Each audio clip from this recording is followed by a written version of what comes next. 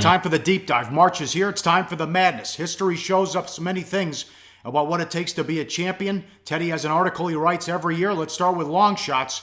Very rare that you see a long shot to win it all. Of course, the team that hurt your feelings, Yukon, was on the ropes in the first round against St. Joe's. They win that game and then win it all that year. Yeah, and that's the only time I've gotten that I've missed with my list that we're going to give at the end of this deep dive about who the national championships could possibly be. I've been, writing this article and talking about this pretty much straight since I moved to Vegas. I moved to Vegas in 98. I think I started writing it in 99 or 2000. And the list will contain the champion, period. The question is, how do we come up with this list? And of course, we could talk about Kevin Ollie's Huskies. That team, St. Joe's had them beat in the first round. They're supposed to go out. They end up winning the title. That was truly a miracle run.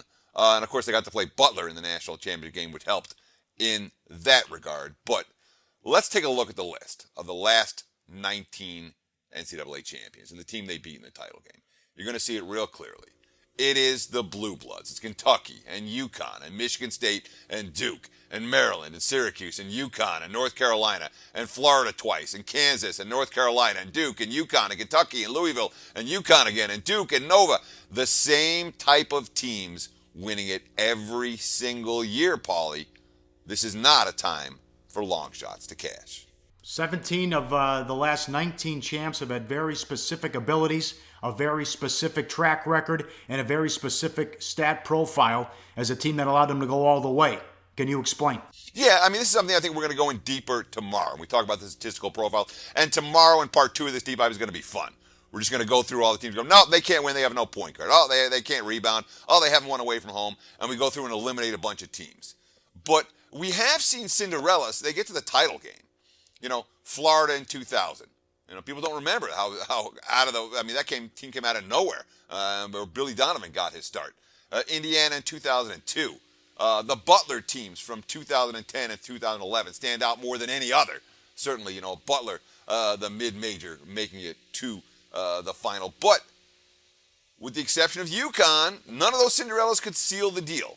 The eventual champ has been seated no lower than number 3 in every single year except 2014, dating back to 1997. That's when Arizona, with Lute Olson, look at the pick of Lute.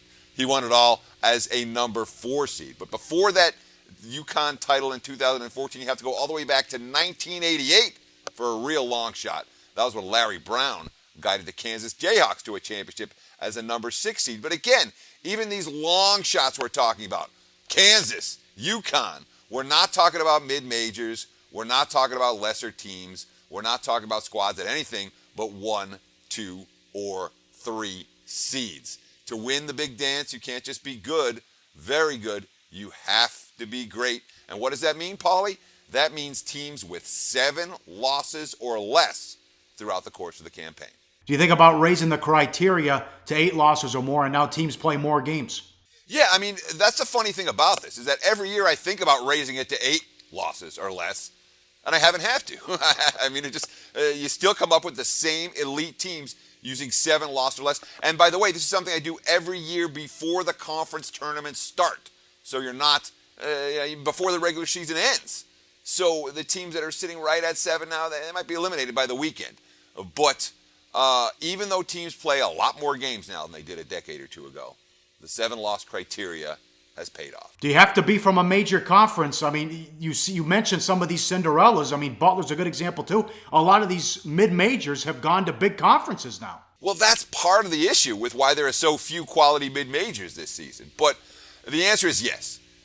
Every champion over the last 19 years has been from one of the 6 major conferences. The mid-majors, they tend to measure success with Sweet 16 berths, not Final Four trips. Now, you do have exceptions to that rule. Butler's string of upsets, certainly from the Horizon League. Wichita State making the Final Four. VCU making a run to the Final Four. And we think about the one who kind of started it all, George Mason. Their amazing run to the Final Four 10 years ago from the Colonial Athletic Conference. And it's a big enough shocker that we still talk about it. Memphis made a championship game in Conference USA back in 2008. Utah was in the WAC back in 1998 when they made the title game. But again, neither of those 2 teams won, and those are the exceptions, not the rule.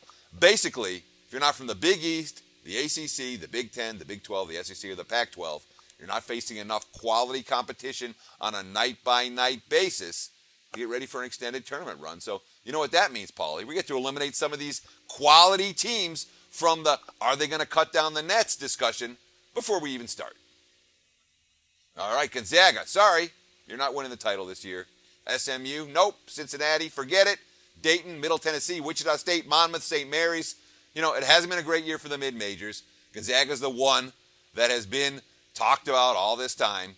Obviously, they've been the number one in the rankings for an extended period of time. They're not winning the title this year. The upper-tier mid-majors are not making my potential champions list, even though, I mean, a bunch of them have Sweet 16 potential. Some of them might even have Final Four potential. Not to win it all. So, Paulie, it's time to list some teams. Using just 7 losses and major conference criteria alone, we can narrow the list down to 21. Okay, and then from that list of 21, we can eliminate probably 4 of them that have no shot of getting a number 3 seed or higher. So we can knock it down to 17 teams. Start the 4 teams, by the way, that you want to read, or you want me to read it?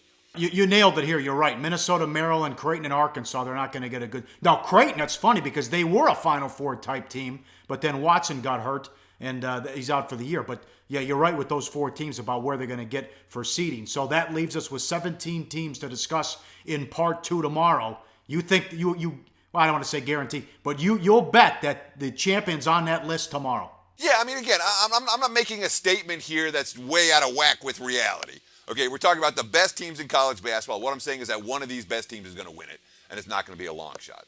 The 7 teams we have, the 17 teams that we are worth talking about here, that have a legitimate shot to win the national title, right here. North Carolina, Duke, Louisville, Notre Dame, Florida State, Kansas, West Virginia, Baylor, Villanova, Butler, Purdue, Wisconsin, Oregon, Arizona, UCLA, Kentucky, and Florida. It's going to be one of those 17 teams, and in part 2 of the deep dive tomorrow, we'll tell you which one. Research before you bet. Be sure to check out SBR Picks for the best game predictions, breakdowns, and much, much more. Hey guys, for the full video, go to sbrpicks.com.